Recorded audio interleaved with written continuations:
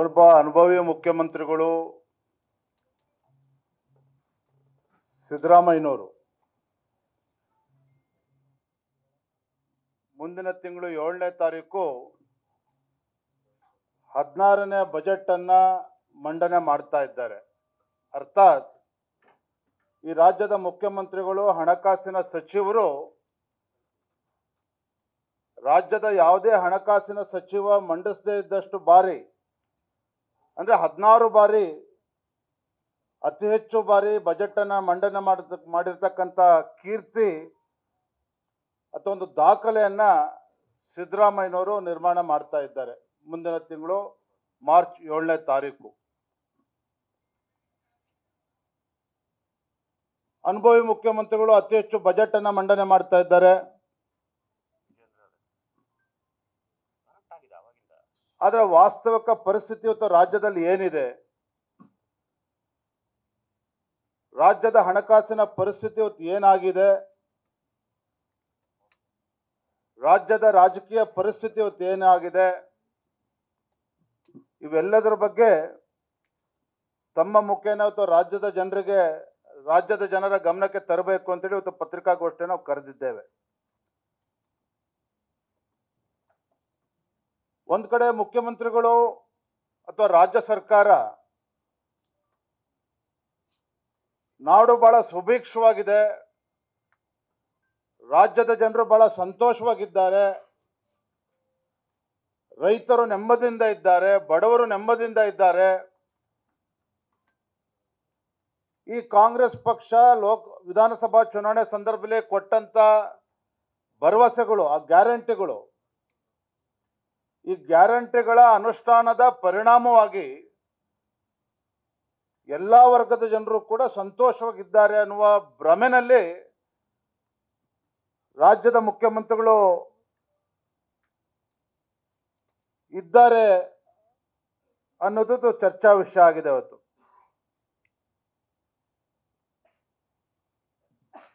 ಒಂದು ಕಡೆ ಗ್ಯಾರಂಟಿಗಳ ಬಗ್ಗೆ ಮಾತನಾಡ್ತಾರೆ, ಮತ್ತೊಂದು ಕಡೆಗೆ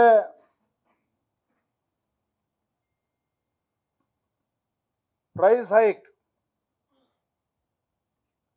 ಎಲ್ಲಾ ರಂಗದಲ್ಲೂ ಕೂಡ ದರವನ್ನ ಹೆಚ್ಚನ್ನ ಮಾಡಿರ್ತಕ್ಕಂಥ ಕೀರ್ತಿ ಕಾಂಗ್ರೆಸ್ ಸರ್ಕಾರಕ್ಕೆ ಸಲ್ತದೆ.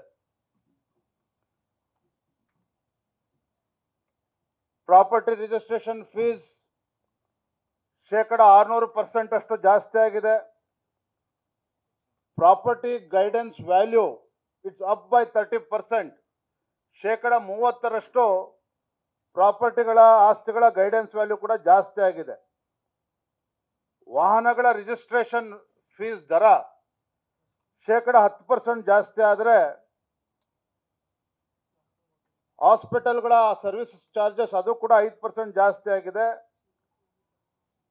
ಎಲೆಕ್ಟ್ರಿಸಿಟಿ ಟ್ಯಾರಿಫ್ ವಿದ್ಯುತ್ ದರ 14.5% ಅಷ್ಟು ಜಾಸ್ತಿ ಆಗಿದೆ. ನೀರಿನ ದರ 30% ಜಾಸ್ತಿ ಆಗಿದೆ.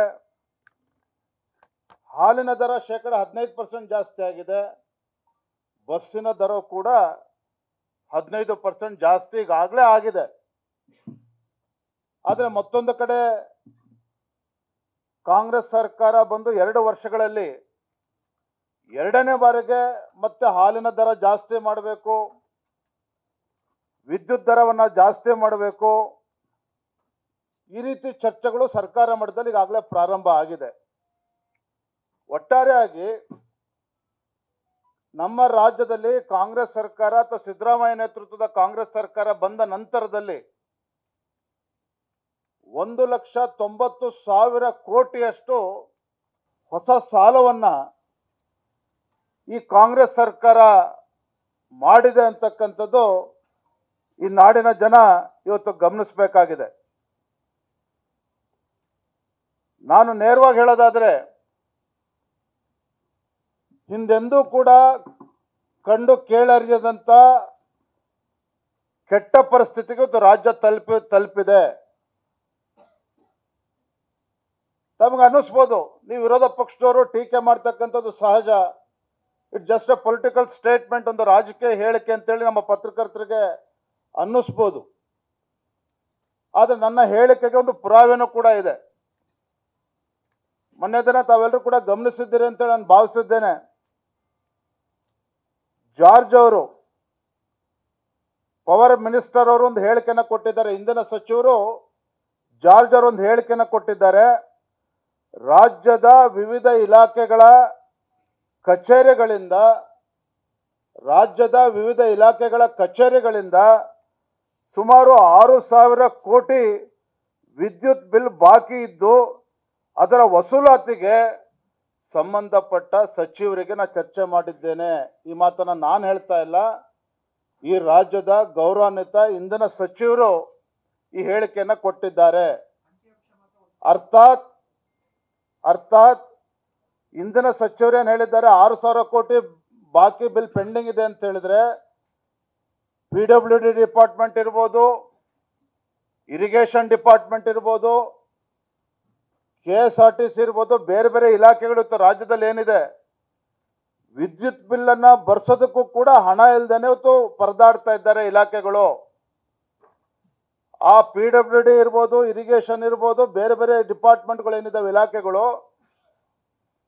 ಅವರ ನೌಕರರಿಗೆ ಸಂಬಳ ಕೊಡ್ತಕ್ಕಂಥದ್ದು ಒಂದು ಭಾಗ ಆದರೆ ವಿದ್ಯುತ್ ದರವನ್ನು ಕೂಡ ಕಟ್ಟದೇ ಇರತಕ್ಕಂಥ ಒಂದು ದಾರುಣ ಪರಿಸ್ಥಿತಿಗೆ ಇವತ್ತು ರಾಜ್ಯ ಬಂದು ಮುಟ್ಟಿದೆ ಅಂತ ಹೇಳಿದ್ರೆ ಇದಕ್ಕೆ ಯಾರು ಹೊಣೆಗಾರರು ಅನ್ನೋದನ್ನ ಗೌರವಾನ್ವಿತ ಮುಖ್ಯಮಂತ್ರಿಗಳು ಸಿದ್ದರಾಮಯ್ಯನವರು ತಿಳಿಸ್ಬೇಕು ಅಂತೇಳಿ ತಮ್ಮ ಮೂಲಕ ನಾನು ಆಗ್ರಹವನ್ನು ಮಾಡ್ತಾ ಇದ್ದೇನೆ.